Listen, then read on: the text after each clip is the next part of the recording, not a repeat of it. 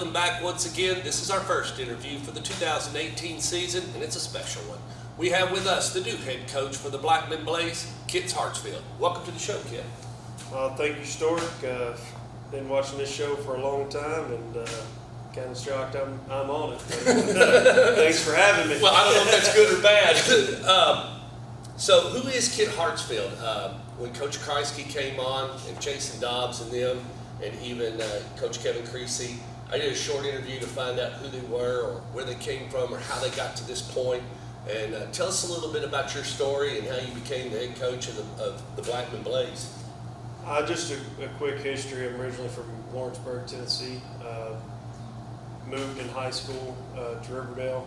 Played football for Coach Rankin for 2 years there. That was an experience. And that kind of opened the door for everything else. It helped me get a scholarship to Austin Peay, where I played linebacker there. So you're a Gov. Yes, sir. Go Govs. Let's Yeah. go Peay. After college, Coach McDaniel, who coached me at Riverdale, was the head coach at Oakland. Okay. When I finished at Austin Peay, so he hired me as the head coach at Oakland Middle. Miss Sandra Eaton was the principal, but he had a big part in getting me that job. Was the head coach there for 3 years, helped Coach McDaniel throughout that time, coached the secondary 2 years for him. And then when he went to Christian Brothers, and there was a transition at Blackman and Oakland at the same time, a lot going on. Coach Watson got a job here and hired me as the defensive coordinator. And then you just transitioned into the head coach. And being a head coach, every one of us said the same thing. And I was just wondering and to ask, has it been the same for you? First thing Coach Kreisky said to me is you do less time coaching and more time doing other things. And the X's and O's is a very little part of what you do on your day-to-day operation. How's that turned out since you've taken the reins since December? Yeah, I would say that's very accurate. Since I got the job, I don't feel like I got to watch much any film or talk any ball with the rest of the coaches up until right before spring practice, probably. Luckily, I got two good coordinators to handle most of that, but just having a lot more people needing you and needing questions answered and directing so many people, kids, parents, coaches. Very, very little football until spring practice was on my mind as far as the X's and O's and the fun part. How did spring practice go? It's such a short time to see kids, and everybody thinks it's all about your money guys, and we'll talk about this too that you've got in your stable. But you spend a lot of it's a short time just to and you want to really evaluate. From what I understand is your 2s and 3s. You're trying to look for some nuggets from what I understand, and your 1s, they're just working out basically. We're trying to get them into repetition to understand. But your 2s and 3s, isn't that what you're really trying to look at? Yeah, I mean, a couple of the guys you already know what they can do. Most of the attention goes to Trey Knox and Adonis Sote. We have several other really good players that are just right on their heels as far as great high school players. Matt Hall's a linebacker for us, who's returning linebacker of the year in the district. He'll be back with us. And we return a lot of linebackers, but really spring is about, getting our identity. We want to be tough. We want to be physical. We got to get our install in with a lot of new things, but you want to develop depth and identify who's on the borderline of maybe helping next year, whether it's getting in the too deep on offense or defense, or being good enough to play special teams. So with 100 kids, just being able to find that depth and develop more depth is always a factor in our district. Well, speaking of offense and defense, what can the fans look for on Friday night come this fall? Are you going to run a pro style? Are you going to run a spread, wing tee, run pass option? What do you think you're going to run there on the offense, and then talk a little bit about your defense? Yeah, offensively it'll be multiple. There'll be a lot of shotgun and spread with athletic quarterback and Adonis. We'll still have the ability to kind of go old school, get under center some, and do what teams in this district have been successful at, and that's running downhill. But yeah, we'll just try to get the ball to our athletes any way that we can. I'm not going to hone in on one thing. You may not see the same thing every Friday night. It may be a different kid that has a big night compared to the others each and every Friday. We're trying to be multiple where you can't really just key on one guy or one play. Defensively, we're still going to be a base 3-4 team. We want to be fast on defense. We want to put athletes on defense that can run and play physical and make plays. So we just want to fly around and turn them loose and let them hunt. Well, you speaking about your two money guys, and then being Adonis Ote and Trey Knox. How's that gone? I mean, as a head coach, you got to think, your phone's probably ringing off the hook. Both these kids are being highly recruited, and both of them are exceptional athletes on the field. How's that gone? The process of just, whether it be a Coach Pruitt calling you and saying, hey, I'd like to speak with this kid during his time, that it is his time to try to come and visit and try to recruit those kids. And maybe you have to get a kid out of class, or you have to bargain with a teacher to say, hey, he'll make this up or whatever, but still keeping that all in place.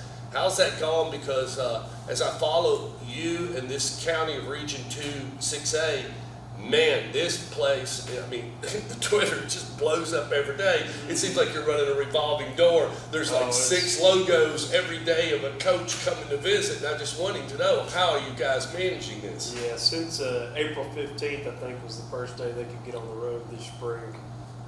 The other time is in December to January when they really hit it hard. That's the only time head coaches can get on the road. But April 15th is when they really get after it. And every school east of the Mississippi River has been by. Most Twice. of the schools in Murfreesboro 2 times. But it's a revolving door. It's nonstop. You're grateful to have players that can play at those places. But after a while, you kind of think, man, this is getting out of control. But luckily with my 2, they have great grades. So they're easily accessible for me because they handle their business in the classroom, which is if they didn't, they would never be able to get out of class for a few minutes just for a coach to look at them and see what they look like physically. They can't even talk to them when they come all spring. So they have to go through a coach to communicate with them or call them later or anything. It is completely wild and quite an experience and somewhat out of control. You kind of wait for that 30 days I think they have for it to end. But with those 2, like you mentioned, Coach Pruitt, Terry Fair recruits our area from Tennessee. So that's a great experience getting to meet coaches like that. Absolutely.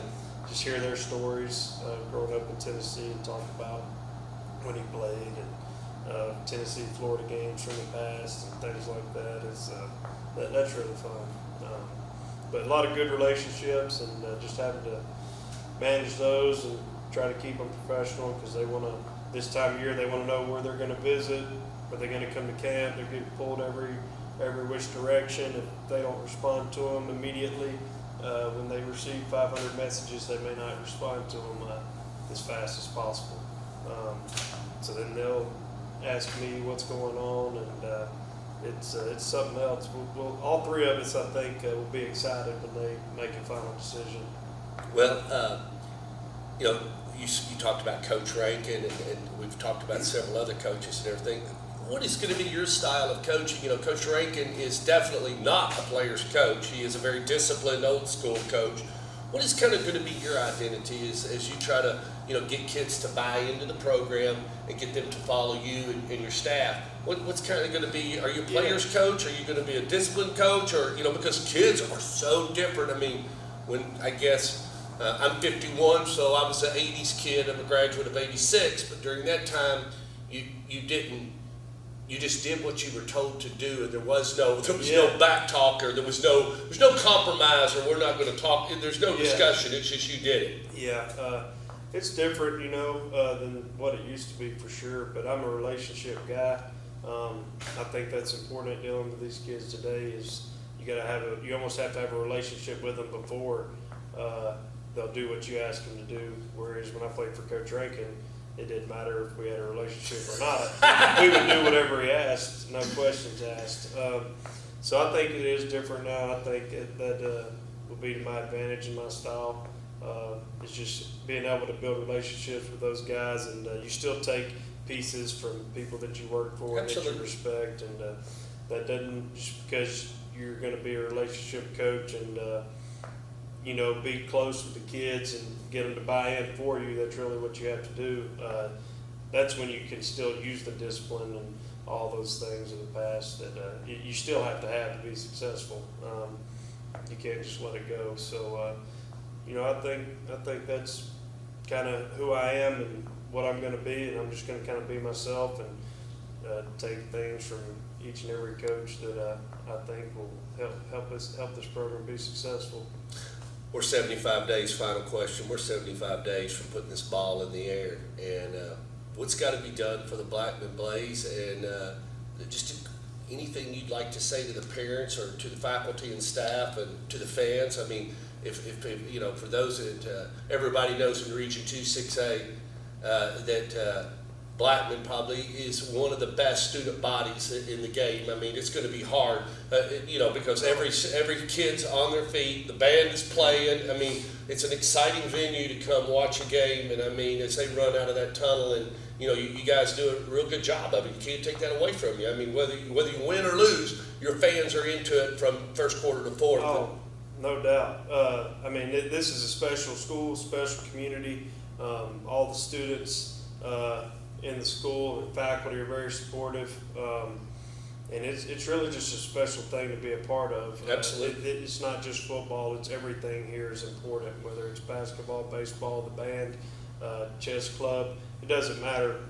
Everything's important, everyone respects everyone, and it's just a really special place, and to the parents, I would be very grateful that your kid gets to be a part of it.